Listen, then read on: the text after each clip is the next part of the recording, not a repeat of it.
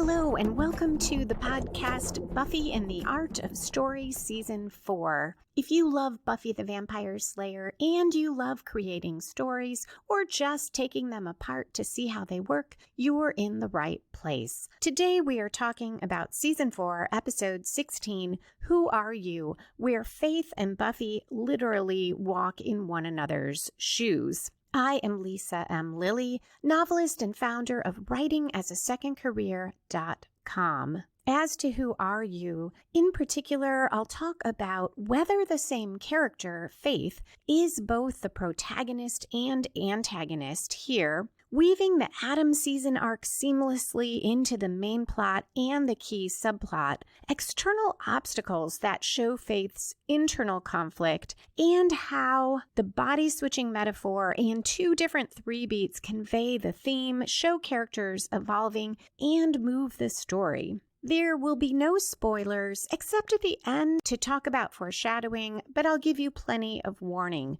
Okay, let's dive into the Hellmouth. Who Are You? Aired the first time on February 29, 2000, and it was written and directed by Joss Whedon. In my view, this is one of the best written episodes in Buffy, and while it serves as part 2 of a 2-part Faith Buffy storyline that began last week with This Year's Girl, and it will continue in 2 parts on Angel, it is a complete story on its own. We begin with the opening conflict, as we should. That conflict draws the viewer into the story. This one picks up right where This Year's Girl left off. So viewed as a 2-parter, the end of This Year's Girl was the midpoint of the double episode. So with the midpoint in a strongly structured story, we usually see the protagonist make a major commitment or suffer a major reversal. So in that episode, Buffy suffered a major reversal by being switched into Faith's body, and Faith fully committed by becoming Buffy. In this episode, though, that has already occurred, and Joyce and Faith in Buffy's body are outside the Summers' home. Police cars are there, and Buffy in Faith's body is being taken on a gurney into an ambulance. The detective tells Joyce and Faith it's good they called. They've been looking for this girl since she broke out of the hospital, and she'll go to jail once it's clear her condition is stable. Joyce just hopes Faith gets some kind of help.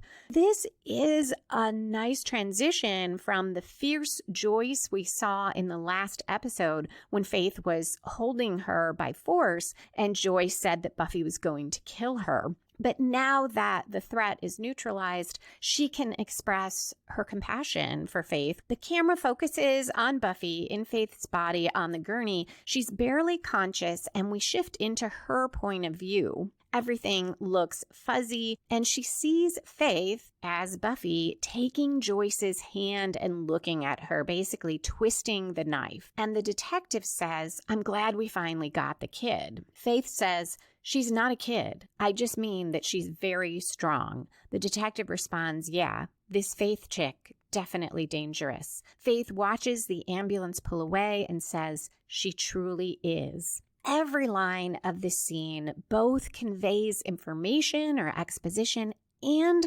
causes conflict, which starts our story very quickly. And we go to credits at 1 minute, 27 seconds in. We return, we're inside the Summers' home, and Joyce says, "Faith." And she pauses so long that Faith turns around, clearly worried Joyce has recognized her. But Joyce goes on, "Why do you think she's like that?" Faith doesn't seem interested, and she says something about, well, she's just a nut job, but Joyce doesn't see what could drive a person to that kind of behavior. Faith responds, "Well, how do you know she got drove? I mean, maybe she likes being that way." And Joyce says, "I'll never believe that. I think she's horribly unhappy." Faith appears not affected by this. She muses that things might be looking up for Faith. She bets there's some big old Bertha just waiting to shower her ripe little self with affection. And Joyce is shocked and says, "Buffy." And very awkwardly, Faith says, "I'm sorry, Mom. It's just when I think about how she might have hurt you, I can't stand it." Joyce hugs Faith, who breaks away, claiming it's because she's sore from the fight. And Joyce says she misses her. And Faith responds, "'Cause I haven't visited, right? I knew it." And this is a callback to this year's girl and Faith telling Joyce, Buffy doesn't need you anymore. She's moved on. She doesn't care. But Joyce now says she understands about college, but she'd like to spend some time together, quote, "some night when I'm not being held hostage by a raving psychotic," end quote. Faith's expression becomes still, and she says, "Count on it." This look at herself from Joyce's perspective has to raise so many conflicting emotions for Faith. First, that Joyce is showing compassion and empathy for Faith, trying to understand her, and yet doesn't sugarcoat the way Faith acts and where she is mentally and emotionally. For now, though, Faith heads upstairs to take a bath, and in the tub, she stretches her legs. She's clearly getting used to this new body. Afterwards, in the mirror, she peers at her face, Buffy's face, sticks out her tongue, tries out expressions, and the camera angle throughout that is just a little off, all conveying how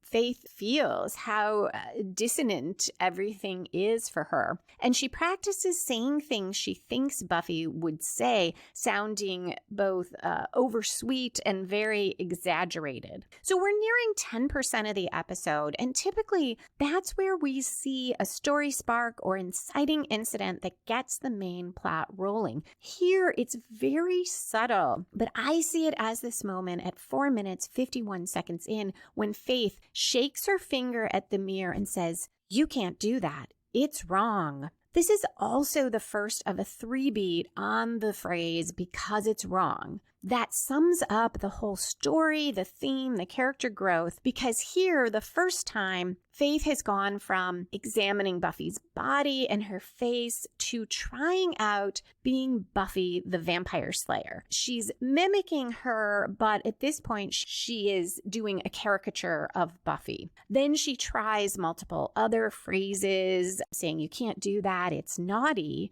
and other ways of saying it. And then in the background, as she peers, her mouth shut, into the mirror, there is this almost unhinged laughing. She's laughing in the background. This scene is a lot of what shows us that this story is about Faith versus Faith. And yet, though it is primarily an internal struggle with herself until the very end, there are no scenes where Faith just sits and thinks about things.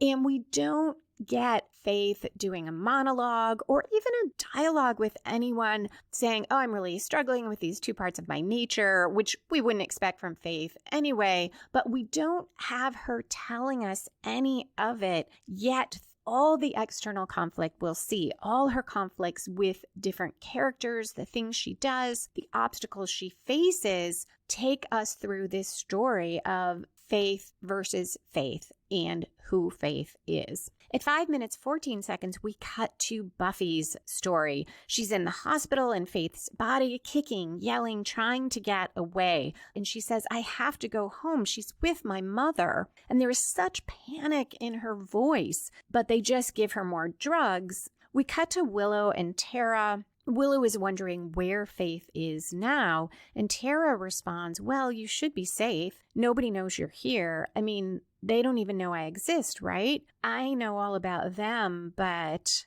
Willow reassures her that it's not like she doesn't want her friends to know Tara. This is such a beautiful way to weave in the Tara-Willow relationship here. It latches onto that previous scene that Willow would be worried about Faith. She doesn't know what's happened. Faith is a major threat. And then such a fantastic way to bring in Tara's feelings about, hey, on the one hand, you're safe. No one knows about me, but also no one knows about me. What's going on with that? Willow goes on to say that her friends are this group thing that revolves around the slaying. And Willow says, "But I just kind of like having something that's just, mine." They smile at each other. And then Willow says she should check in with Giles. And as she walks to the phone, Tara says, "I am, And Willow turns back and says, "What?" And Tara responds, "Yours."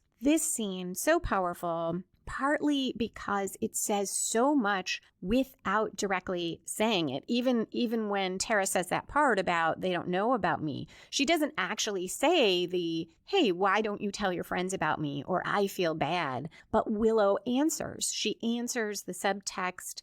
At 7 minutes, 19 seconds in, we cut to Faith. She finds Buffy's passport, orders airline tickets over the phone, back when that's how you did it, using Joyce's credit card. And Joyce comes in and tells her that Giles called and wants Buffy to meet her friends at his apartment. He has news. Faith asks if she can borrow a lipstick. It's Harlot. And when Joyce tells her it's the same one Faith picked, Faith tosses it to Joyce and says, burn it.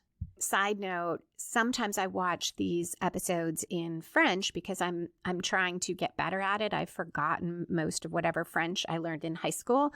But when Faith tosses the lipstick, it's translated in French, she says, poubelle, which is the word for trash. At 8 minutes, 38 seconds in, Buffy in Faith's body is in the back of a police car. An armored truck pulls into its path, stopping the car, and those thugs from Giles' apartment in the last episode now have guns, and they break the back window, drag Buffy out, and take her into custody by order of the Watchers' Council. We then cut to Faith entering Giles' apartment.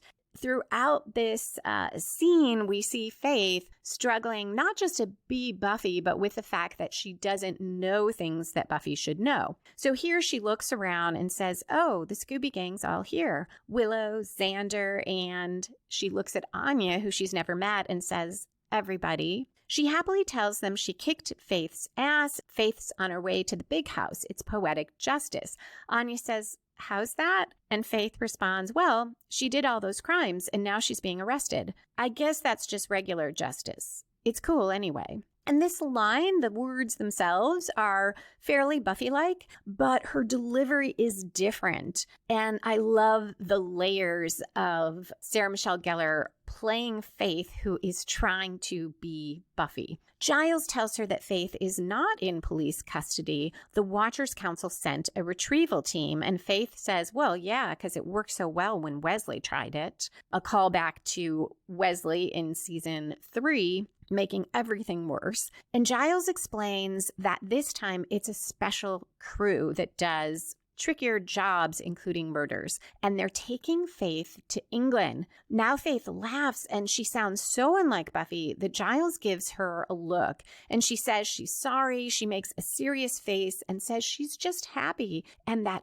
Faith is evil. Willow agrees and goes on, I wish those council guys would let me have an hour in a room alone with her if I was larger and had grenades. Faith responds, I bet I know what Faith would say to that. And she darts across the room and stabs Willow in the stomach, using that same knife that Buffy stabbed her with. The first time I saw this, I thought that really happened. But we cut to Faith. She's looking down a little. It was clearly a daydream. And Willow notices and asks her what's up. And Faith gives her a serious look and says, I'd never let her hurt you. Willow smiles and says she knows. So all of this shows how good Faith is at covering those moments where she is not like Buffy, those things she doesn't know. And some of it, I think, is that Faith is used to covering her true self, or maybe not her true self, but the side of her she doesn't want to show to people. And also, she was in season 3 undercover with the Scooby Gang for a while, pretending to be on their side. So this is sort of an extension of that. Anya and Xander are ready to leave. Anya tells them they're going to have a romantic evening, light candles, and have sex near them. Faith says, we certainly don't want to cut into that 7 minutes. When they get irked with her, she tells them, lighten up, they're out of danger, everything's good. But Giles reminds her that Adam is still out there. This is a great way to weave in a tiny bit of the Anya-Xander relationship and humor while still moving this scene along. And this is part of why I say this episode is so well written, because even these small character moments weave right into the scene, to the main conflict, and propel it forward, because these comments and this joke is what exposes Faith, or could expose her, as not knowing what's going on, not knowing about Adam. And Giles, he seems a little taken aback by Buffy momentarily forgetting about Adam, but I don't think we'd expect him to catch on, because why would he? And it has been a traumatic time for Buffy with Faith being back. And now Faith says, yeah, Adam, what's up with him? This reference also does a nice job of reminding us that Adam is out there, so that when we see him later, we won't be surprised and feel pulled out of the story. Because we don't really need that reference to him here, but it does foreshadow that. And Giles says he wishes they knew. And Faith, now doing her best Buffy imitation, which is still a little overdone, says, don't worry, they should all go have fun. She'll be out there doing her job. So we're now a little past the 1/4 point in the episode, and that's where we usually see the first major plot turn that comes from outside the protagonist, spins the story in a new direction, and raises the stakes. And here we have a number of turns. I'm not sure which is the most major. I think that comes a little bit later still, but this episode moves so well because we have first Faith interacting with Buffy and her friends, rather than going straight to the airport to wait for the next morning's flight or sleeping at Joyce's, either of which would have been a safer choice, less likely to lead to her being found out. But there's that call from Giles, and she heads over there instead. Now Faith expands her life as Buffy by going to the Bronze. And here there is something of a turn, because we see her starting to have fun as Buffy. I mean, she's not doing what Buffy would do, but she is being Buffy and having a good time rather than just escaping as fast as she can. So at 12 minutes, 28 seconds in, we cut to Faith dancing at the Bronze, and she dances out of a crowd and bumps into Spike. And he says, oh, you. And Faith says, and you. And they do a bit of sparring. Faith is improvising the things she doesn't know. She doesn't know who Spike is, for one thing. And he says, finally, well, you don't have to worry about me drinking. He lifts a beer bottle, unless you're here to protect innocent beers. He also tells her as soon as he gets this chip out, he'll be a threat again. But until then, he's as helpless as a kitten up a tree. So why don't you sod off? And I made that sound like Spike is just like, here, let me tell you some backstory. But it comes out through this conflict where he is basically irritated with her, thinks she's there to hassle him, and is saying, sod off, you know I'm helpless. So Faith says, okay, and she's about to leave, and this upsets Spike more, and he says, oh, fine, throw it in my face. Spike's not a threat anymore. I'll turn my back. Now it dawns on Faith, and she says, Spike.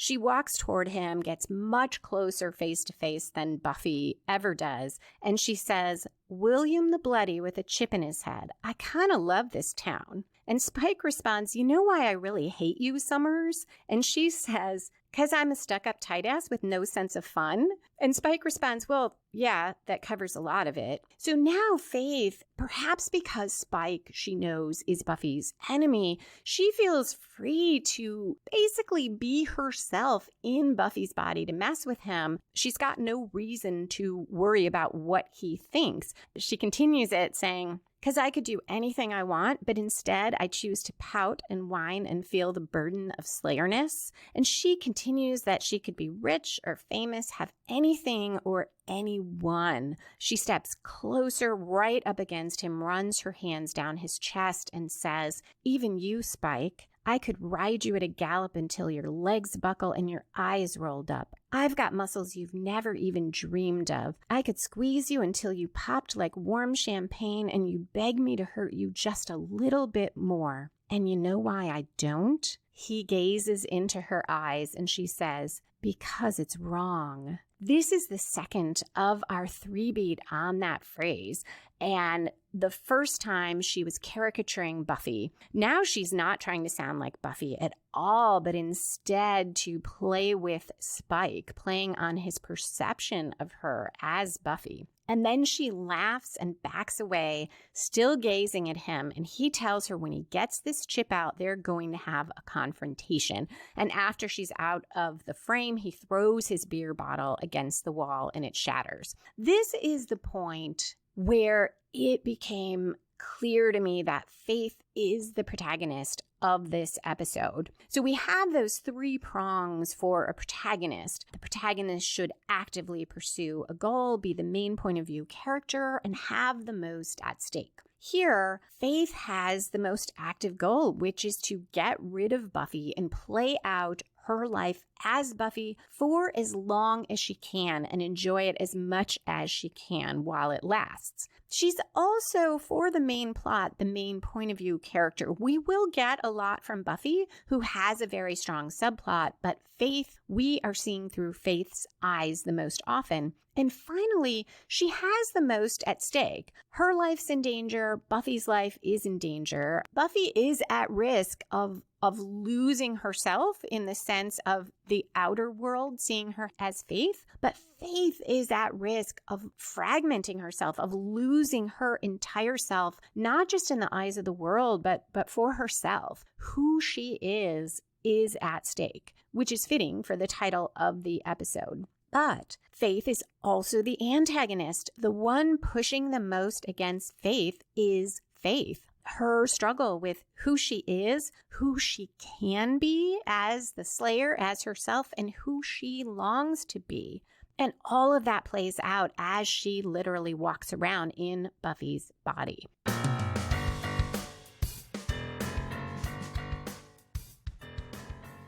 If you're enjoying the podcast and you would like to hear more of my thoughts on Buffy and Angel, you can go to patreon.com/Lisa M. Lilly. That's Lisa, M as in Marie, Lilly, and become a patron for as little as $1 a month, which will give you access to bonus content that includes a breakdown of the pilot episode of Angel, bonuses where I explore character arcs and relationships, such as Buffy's and Giles's in Season 2's The Dark Age versus Season 4's A New Man, and discussions sparked by patron questions and comments.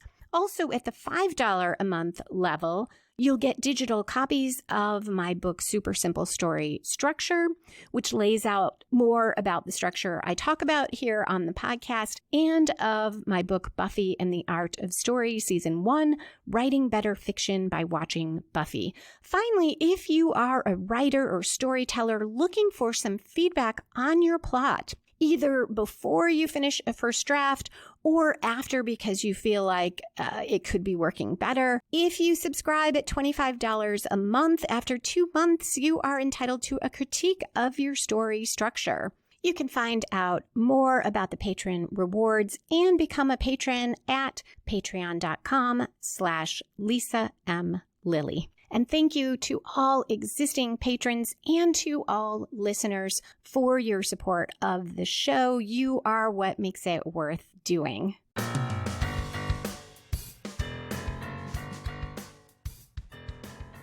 At 15 minutes, 10 seconds in, vampires in a cave encounter Adam. He says he's been thinking about vampires. They hide from humans, they scavenge like rats, despite that they are powerful, and he asks them what they fear. The vampires try to attack him instead, and he easily dusts one and talks about how they fear the cross, fire, and, as he beheads one of them, decapitation. And he continues, "You fear death. Being immortal, you fear it more than those to whom it comes naturally." So Adam, once again, is waxing philosophical, and it is a really interesting point, the idea that if you are immortal or you have that potential, that death would be even more frightening than for humans who, though we spend a lot of time trying to deny it, know that we will die, that is part of humanity. In isolation, this whole scene could feel like it's just there to remind us that, oh, hey, there's Adam. There's a season arc about Adam and the initiative. But this too is woven in so well because it will turn out to be a catalyst for the entire story. So you could not lift this out and have the same main plot. Adam tells the vampires that they are paradoxes. They walk in both worlds, demon and human, but belong to neither, and he can relate. So here he states the theme of the episode and also of what we just saw with Spike, who is neither human nor vampire. Elements of both belongs in neither. And of course, the whole episode is about Faith. She doesn't know who she is as a human being. She is trying to be Buffy and trying to be herself at the same time, but she fits in neither. Now, Buffy, on the other hand, and this is part of why I think she's a subplot, despite that she is stuck in Faith's body, she is always Buffy. She is always who she is. She's integrated as a person in a way that Faith is not. And now we cut to Buffy. There's 3 of these Watchers Council guys. We get a couple names at some point, but I'll just call them Thug 1, 2, and 3. So Thug 1 says, "It's awake." And Buffy says, "Who are you?" So this is the first of the "Who are you?" 3-beat. It is the most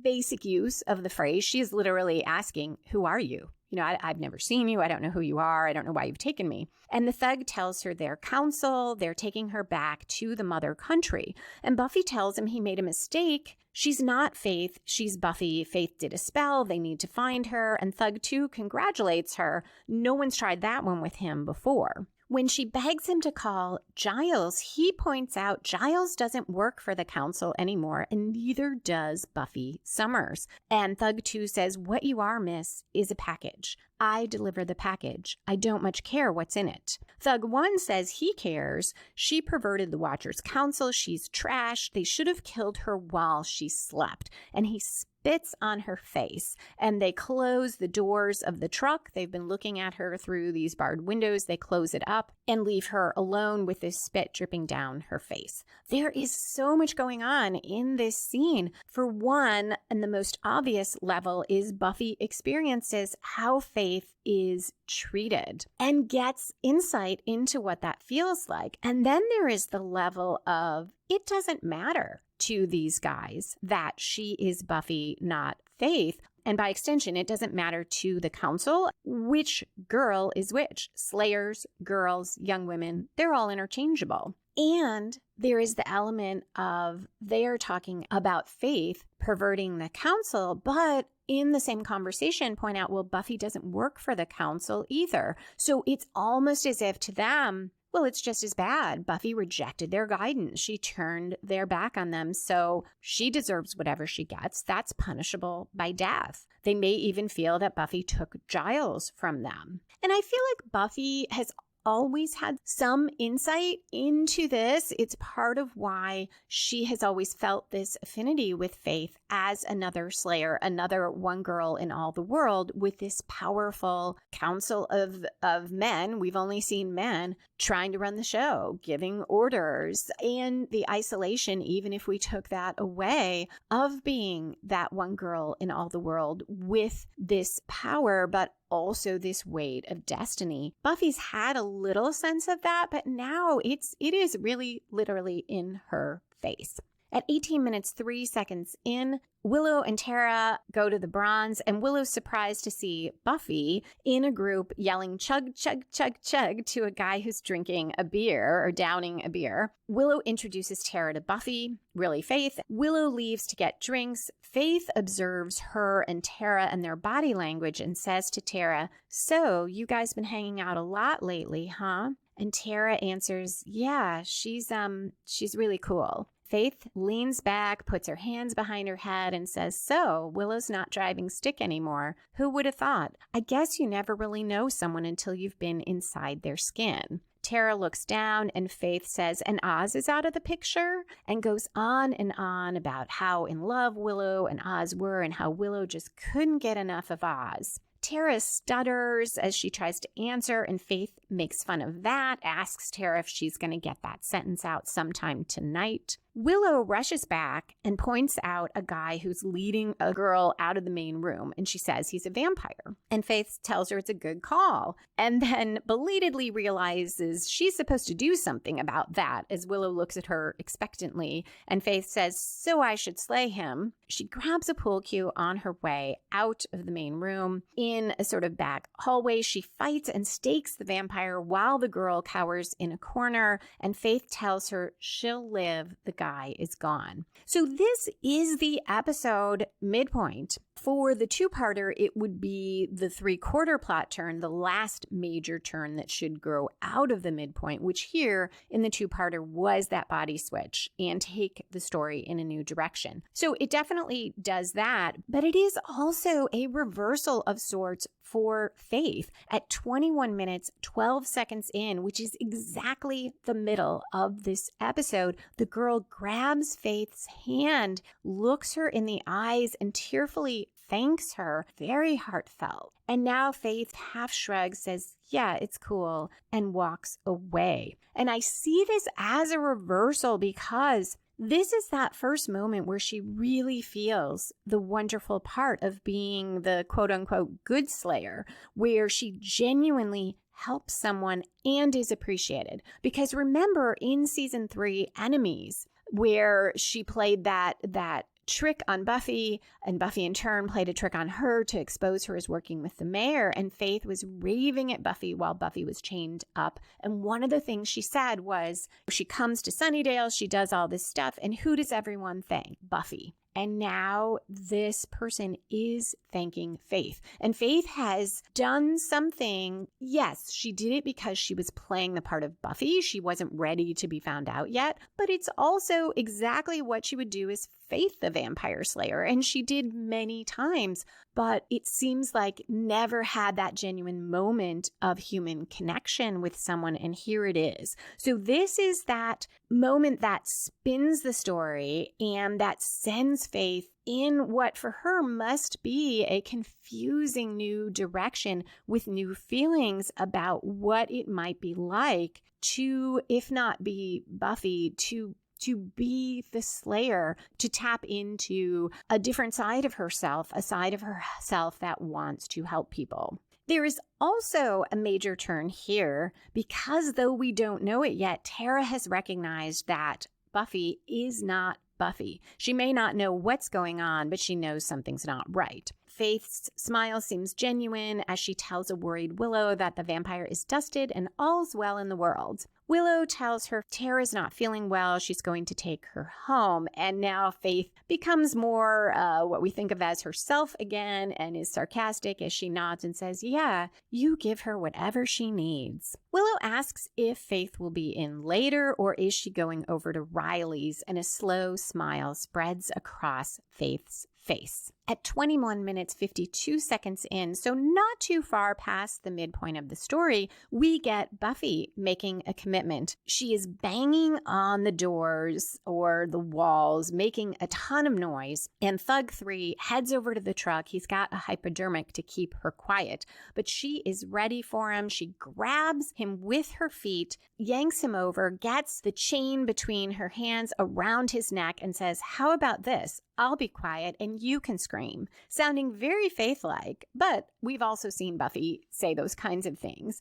And the other thugs appear and she threatens to kill this guy if they don't unchain her. But Thug 2 says when they go on a job, they put their affairs in order first. And he says, sorry, Smithy. He and Thug 1 walk away, talking about how Faith's starting to be a problem. They're not sure they can get her across the border. They'll call the council, but it might be time for the contingency plan. And behind them, Thug 3 is thrown out of the truck, still alive. I do think this is a small illustration of the patriarchy is terrible for girls, for young women, for Buffy and Faith, but it's not great for certain guys. And we will see Thug 3 express a little bit of compassion later, and it's clear they have no time for this. They didn't care if he was killed. If you happen to get crosswise with an enemy of the patriarchy, well, you know what? You're probably just going to die, and we don't care. At 22 minutes, 55 seconds in, Faith appears in Riley's doorway and says, "Hi, baby." And we cut to a commercial. Notably, also something of a reversal for Buffy, a definite reversal for Buffy, though she will not find out about it till the end of the episode. When we return, Willow and Tara are together, and Willow says they'll hang out with Buffy another time. She thinks Tara will really like her, and Tara says she's not your friend. And Willow responds, "I may have overestimated the you liking her factor." I have been quoting a lot of dialogue as I've done the podcast, and at some point I'm going to have to really dive into Whedon's dialogue and that of all the writers on the show because it is so good and so striking, and yet in some ways I feel like it's almost beyond me to take it apart. But here, I did think a little bit about what works here, and some of what makes it so striking is the repetition when Willow is saying she thinks Tara will really like her. And then we've got Tara's line, and then we get the like her thing repeated. I may have overestimated the you liking her factor. So we have that use of similar words in a different way. And then we have the turning of those words, sort of subverting them, because not only does Tara not like Buffy, she's like, she's not your friend. So on one level, it's just the opposite, but there's another layer there because what Tara is saying is that literally isn't Buffy. Willow doesn't realize it. And so then we get humor because Willow really understates what's happening, which only works because we know the subtext. We know that really isn't Willow's friend. So Tara clarifies that she doesn't think this is Buffy and explains that a person's energy has unity and Buffy's was fragmented. Plus, she was kind of mean. Willow worries about hyena possession, which is just unpleasant. Tara tells her they can use something of Buffy's, and Willow has a ring that belongs to Buffy, for a spell that will give them passage to the nether realm, and if Willow can find Buffy there, they can bring her back. We now cut to Riley and Faith. Faith tells him that Faith won a fabulous trip to England and she, Buffy, got the consolation prize. She sits on his lap. When Riley starts to say he might have been curious to meet Faith, she tells him he wouldn't have liked her. Quote, she's not proper and joyless like a girl should be, close quote, and that she has a tendency to give in to her animal urges. So here too, somewhat like with Spike, Faith isn't really trying to act like Buffy. Maybe she doesn't know how Buffy would act with Riley, but also she's banking on that Riley will focus on sex and not whether she is seeming like Buffy. She notices that he's hurt. He tells her he's healing well, and she suggests taking him for a test drive. Riley's all in on that, and she crawls onto the bed. She's on her hands and knees and looks over her shoulder at him and asks how he wants her and says, what do you want to do with this body? What nasty little desire have you been itching to try out? Am I a bad girl? Do you want to hurt me? Interesting that she refers to this body. And Riley says, what are we playing at here? Faith seems confused by his response and says, I'm Buffy. And he says, okay, then I'll be Riley. And she gets angry and says, well, if you don't want to play. And Riley responds, you're right, I don't want to play. And he kisses her. We get the softer music playing as they keep kissing. And the music carries through into Tara's and Willow's scene as they light candles and whisper the words of the spell. Sparkling light forms a circle around them. And they're both breathing hard as they join hands. This circle of light floats up. Willow falls on her back onto pillows, and white light bathes the scene. And we cut back to Riley and Faith, in contrast, in darkness. So another thing, that lighting candles is a nice subtle callback to Anya and Xander. Anya saying we're going to light candles and have sex next to them. Riley's on top of Faith. They're both breathing hard, not moving, and Riley says, I love you. This is the first time we've heard him say this. Faith is breathing hard. This part of the scene is now filmed in this disjointed way where it shifts from moment to moment, leaving out parts of the interaction, showing us Faith's perspective. And it is, Tara has talked about Faith's energy being fragmented, or Buffy's, and we see Faith being fragmented here in her perception of what happens and how this affects her. She starts saying, no, get off.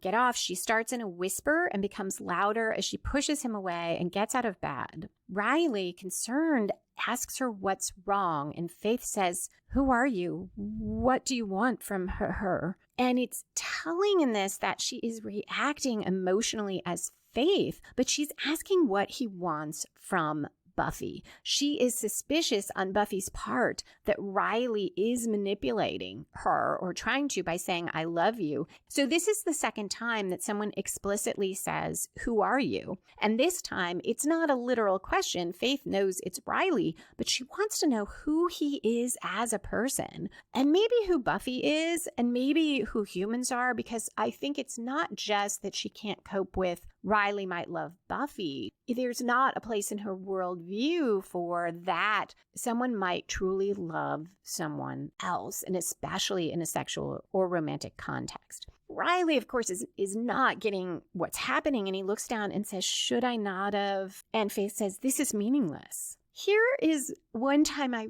really love Riley as a character. I know that I have not been his biggest fan, but despite that he has just said, "I love you" for the first time, he has gotten far from any response he could have imagined or hoped for. It must be making him feel terrible. He focuses on Buffy. He sees that she's shaking. He stands up. He puts a blanket around her. He holds her. And all of this is about, oh God, what's going on with Buffy? Something's wrong. Let me be there for her.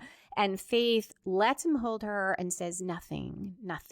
At 30 minutes, 12 seconds in, we are back with Adam. He's pacing and lecturing the vampires who sit on the cave floor and listen. He goes on about how he has meaning that no man ever has. He knows his purpose. He was put here to kill, and he has embraced that. And the lead vampire says, "Tell them what to do." Adam responds, "You're here to be my first, to let them know that I am coming." And he tells them to ask themselves more than anything else, what is the thing they fear? So though we don't know it yet, and again, this scene feels sort of isolated and like it's just here to say, hey, look what Adam's up to. This will propel the vampires to do what will serve as the climax of the episode, or will set the stage for that.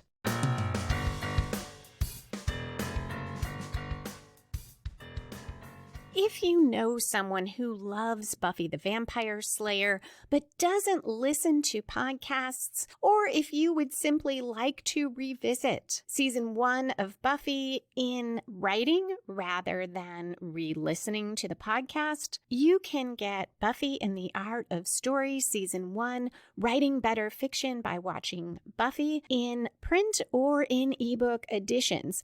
I also have available the first part of Season 2 in book form. Each of the episodes is included, and there is all the content from the podcast, just edited to be a little more polished and shinier, so you can relive the episodes that way. If you are a storyteller, the books also include topics at the beginning of each episode so that you can flip to the ones that you might find most helpful if, for instance, you want to read all the things about subplots or everything about character arcs.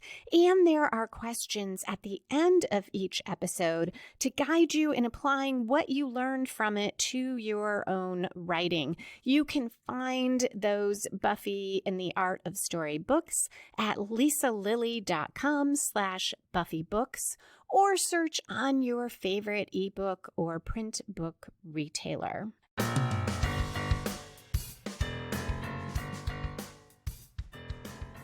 At 31 minutes, 4 seconds in, Faith gets dressed. She's wearing her leather pants, but one of Riley's collared shirts. We're near the 3/4 point of the episode, the last major plot turn that takes the story in yet another direction. And in just a moment, Faith will start saying things that sound an awful lot like Buffy and show a shift in how she sees being the Slayer and perhaps maybe what she could be as herself. She goes downstairs, leaving Riley asleep, and Forrest sees her and tells her Riley's supposed to be on the mend and she's not letting him get much rest. Faith tells him it's none of his business and Forrest says they've got a mission here. Faith responds, "You've got a mission? I've been fighting demons since before you could shave." And Forrest says, "Yeah, you're a killer." And this is where Faith is responding more as Buffy would.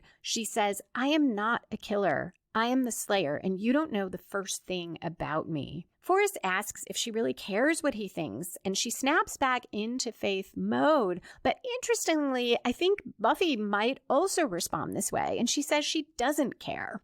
And Faith seems upset that for a second she did, and she leaves. So I feel like we are seeing this kind of integration here. Back with Buffy, Thugs 1 and 2 are ready to kill her and torch the place because the council can't get them passage to England with her. Thug 3 argues, but she could have killed him and she didn't, but the others don't care. One of them points a gun through the bars of the armored truck, but Buffy is lying on her back below, her legs up, and she uses her feet to get the gun from him before he can fire.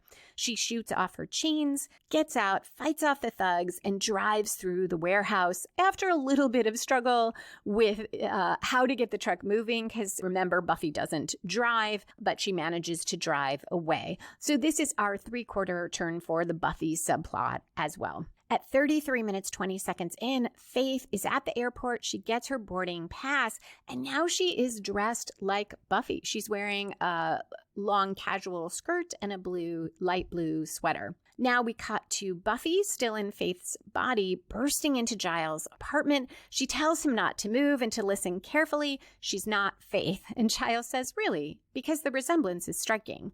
As she's starting to explain, he's shifting position, and she notices and says, "Stop inching. You were inching." He tells her he knows what she's going to say, and then she says, "I'm Buffy." And Giles says, "All right, I didn't know what you were going to say, but that doesn't make you any less crazy." She tells him about the body switch. He wants to tie her up until it's all sorted out, but she says there's no time. Faith could have taken her body to Mexico by now. And she tells him to ask her a question. And Giles says, "Who's president?" And Buffy appropriately responds, "We're checking for Buffy, not a concussion." She points out that he turned into a demon and she knew it was him and says, "I mean, can't you just look in my eyes and be all intuitive?" I love Eliza Dushku here being Buffy in Faith's body, trying to convince Giles of her being herself. And it really, sometimes when I remember this scene, I just think of it as Buffy. I forget that it was a different actress playing Buffy.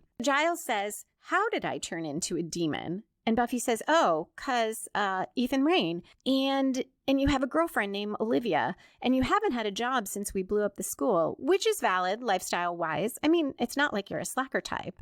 But, when I had psychic power, I heard my mom think that you were like a stevedore during sex. Do you want me to continue? And Giles says, "Actually, I beg you to stop."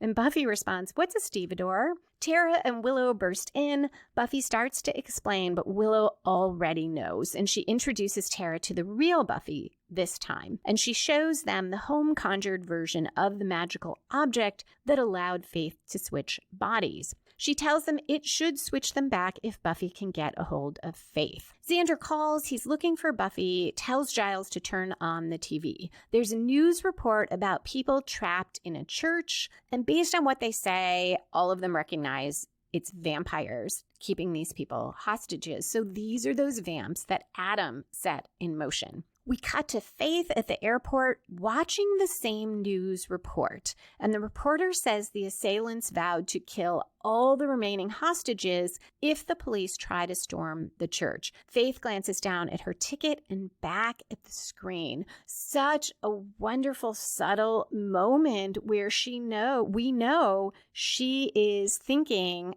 okay, I can board this plane, I'm ready to go. And yet that story is speaking to her in a way that there's no way it would have at the beginning of this episode. 36 minutes, 53 seconds in. Inside the church, the lead vampire talks about how he used to be so afraid of the church, and it's nothing. It's pretty windows and lots of folks to eat. But where's the Lord, the thing he was so afraid of? And he says, well, we'll just have to start killing off his people and see if he shows up. Police pull up outside the church, and Riley is there too. They defer to him when he tells them it's a military situation. Faith, in Buffy's body, rushes toward the church.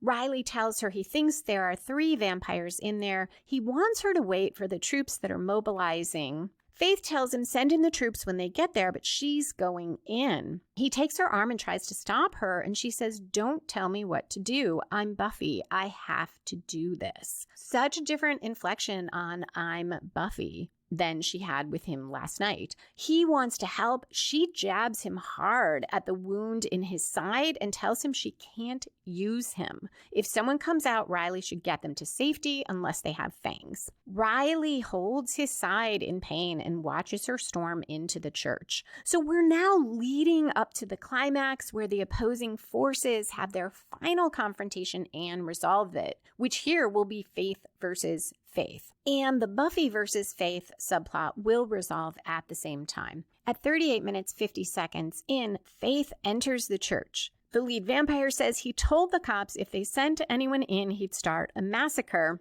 And I love this line. Faith says, well, I'm not the cops. I just come to pray. He tells her now's a good time to start. She steps toward him. They're opposite each other along the church aisle, quite far apart, but she moves toward him and says, you're not going to kill these people. And he says, why not? And Faith says, because it's wrong. And this is the last of that 3-beat, and it turns the other 2 and the whole thing on its head, because now she is serious. She is not caricaturing Buffy. She is not playing on Spike. She means it. She gets it because it's wrong. One of the other vampires attacks. Faith fights him off, and the lead vampire starts looking nervous and says, you're the Slayer. And Faith says, the one and only. We cut to Giles driving up in the armored truck. He waves his arms and raves about tiny, tiny babies inside that they have to save to distract the police as Buffy runs to the church. Inside, the lead vampire says he's not afraid of her or anything. Faith suggests then he should let all these people go and the 3 vampires can take her on. Also very unfaith-like in the sense of usually Faith is all about the joy of slaying. Like, sure, she wanted to save people, but I don't know that she would have thought first about let these people go. Can I trick them into letting these people go? Of course they don't. They all attack her. She dusts one vampire, and many people do escape. And so does another of the 3 vampires. He runs out right into Riley. They wrestle a bit, and Riley throws him into the sunlight, and he dusts. Buffy runs over, throws her arms around Riley, who doesn't recognize her. She starts to explain, but then just asks how many are in there. And Riley says, well, and he looks back toward the church, starts to answer, and then looks at her and says, who are you? So this is the third of that 3-beat. First, we had Buffy's literal question to the Watcher's thug. She didn't know who he was. Then we had Faith in Buffy's body saying it to Riley, much more of a sort of emotional question, philosophical question, trying to figure him out. What did he want? What was he doing? And here it is literal in a different way. Riley does know Buffy, but he doesn't recognize her. And so striking because he said, who are you to Buffy in that episode when he knew it was Buffy, but he was sick and he was essentially asking Faith's question of him, who are you as a person? 41 minutes, 9 seconds in the church, the lead vampire punches Faith. He's standing. She has fallen back into the pew. He has the advantage and he keeps punching her, telling her Adam showed him the way. He has strength she can't dream of, and there is nothing. And then suddenly from behind, he dusts. And we see Buffy there, and she has staked him, and now she's facing Faith. So at 41 minutes, 19 seconds in, the external conflict is Buffy versus Faith, but we will see it is Faith versus Faith. As they fight at first, they're pretty evenly matched, and Buffy says, "You can't win this." And Faith says, "Shut up. Do you think I'm afraid of you?" She is saying this looking at herself, her own face, her own body.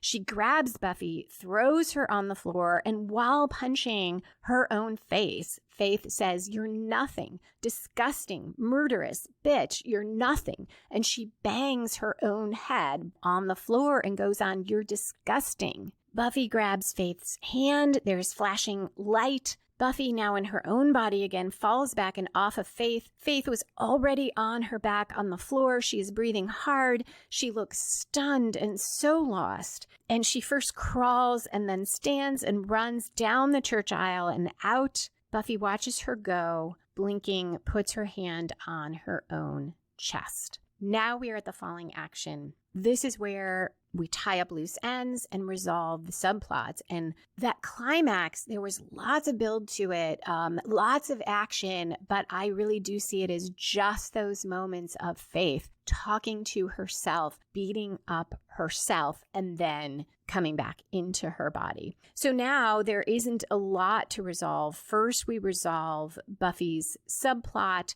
and a little bit of the main plot that's hanging out there. It's 42 minutes, 17 seconds in. Buffy sits on Riley's bed. Riley, still in his church clothes, paces. Buffy hangs up the phone and says, "She's gone. Not a trace." She takes a breath. Giles says the council guys have cleared out too. Riley sits in an armchair across from Buffy and says he doesn't understand. How could Faith have done this? And Buffy says magic. Riley looks down, shakes his head, and almost under his breath says, "I knew there was something. I should have picked up on it. I should have just..." And as he says that last part, he looks at Buffy and then looks away, so clearly ashamed. And now Buffy's face changes. When she was looking down at the phone, she mostly looks sad. Her head gradually raises to look at Riley, and the realization hits her, and she says, "You slept with her." Riley ducks his head, but then he meets her eyes again and says, "I slept with you." Buffy's eyes widen. She stands. She takes a few steps in shock. And Riley says, "Man, would I like to get my hands on her." Not in a sex way. We close up on Buffy's face. She says, "I don't think she's coming back." And Riley says, "I guess she's had her fun." And we've stayed on Buffy's face during that line. And now she says, "Yeah." We're still on Buffy's face. It's on the right side of the screen, but the scene starts to fade, and for just a second or two, we see Faith's face coming into focus facing Buffy. She's on the left. I never noticed this before, and Buffy continues, "Fun." Now Faith's face comes into focus and Buffy's fades. This is the one moment Faith is sitting still. She's riding in the back of an open truck bed, hands on her knees, surrounded by boxes.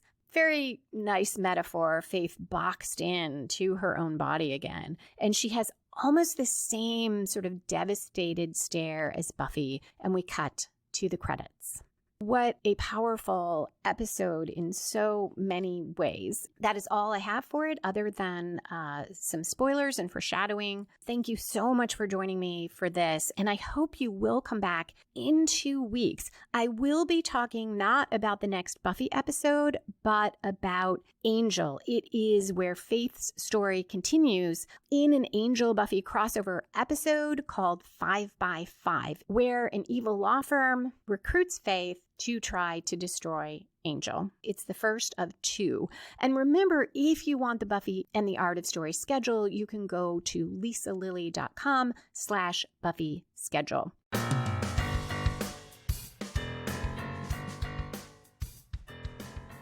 And we are back. before, foreshadowing and spoilers. That moment with Faith as Buffy with Spike, so much sexual tension there. I feel like it really lights the match on the Buffy-Spike relationship, which started as this kind of worthy adversaries, like I talked about in the beginning of season 2, this respect for one another, this sparring, even as they are enemies, move to uneasy allies in a couple different ways. Always conflict. We had the spell that caused their fake marriage, and they both were grossed out afterwards. But now, for Spike at least, there is this overt recognition of his attraction to Buffy. Despite that it is Faith in Buffy's body, he doesn't know that. So it's so interesting to think that Spike is walking around with a memory of that interaction and thinking that was Buffy. Shifting to Adam when he says, "You're here to be my first, to let them know that I am coming." The lead vampire says Adam showed him the way, that he's stronger than ever. So I see in these scenes so much of what could have been a really interesting storyline about Adam. Was there a time when the writers were thinking Adam was going to be this kind of show the vampires and demons the way?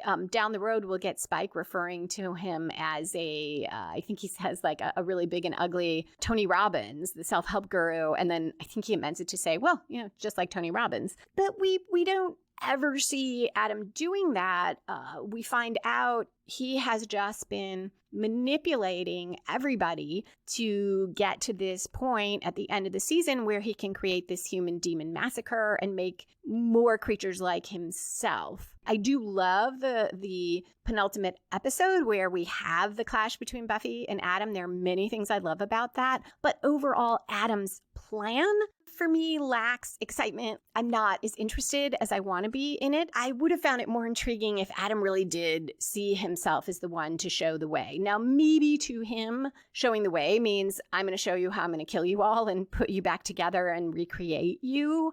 But that isn't really the same thing. And like I said, I feel like it was almost a missed opportunity, or maybe just a reflection of the writers not being quite sure what they were going to do with the Adam storyline. When Riley wants to help at the church and Faith jabs him in his wound, if it were Buffy, she probably would have just said, "You're injured, you can't do this." Or maybe she would have touched his wound and said, "This is why." But Faith really jabs him, and he is wounded, not just physically in pain, but you can see it emotionally when she walks off. And she doesn't just say, "I don't want you to get hurt." She says, "I can't use you." And even though he later finds out this was Faith, I have to think this informs how Riley feels about Buffy and her mission, perhaps on an unconscious level. And we see this play out later in the season and more so in season 5. Maybe I've done Riley a disservice by saying the problem is that he's uncomfortable with Buffy as the Slayer because probably he is afraid she doesn't need him. He is afraid he has nothing to offer to her.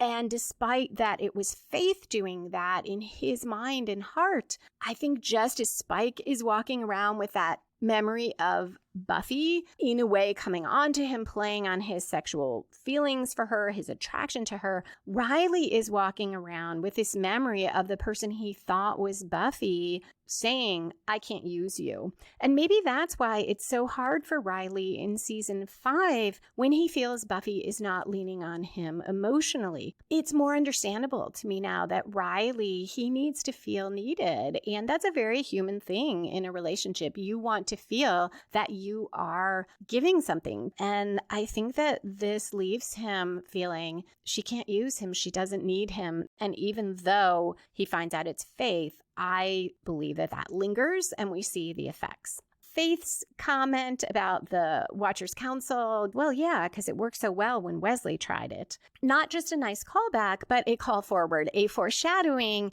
because in the Angel episode 5x5, she will track Wesley down and torture Wesley. So angry at him and at herself, but at him for not being able to guide her, maybe not being able to save her from herself. This is probably part of her feelings about Buffy, she said it in Enemies, like Buffy's got the great mom, Buffy's got the great friends, Buffy's got the great watcher, because Giles has more experience, Giles has more compassion, and she is angry because maybe if she had those things, she would have been different. And then I do believe she's driven by the fear that it wouldn't have mattered. Maybe she is just defective. She is just messed up.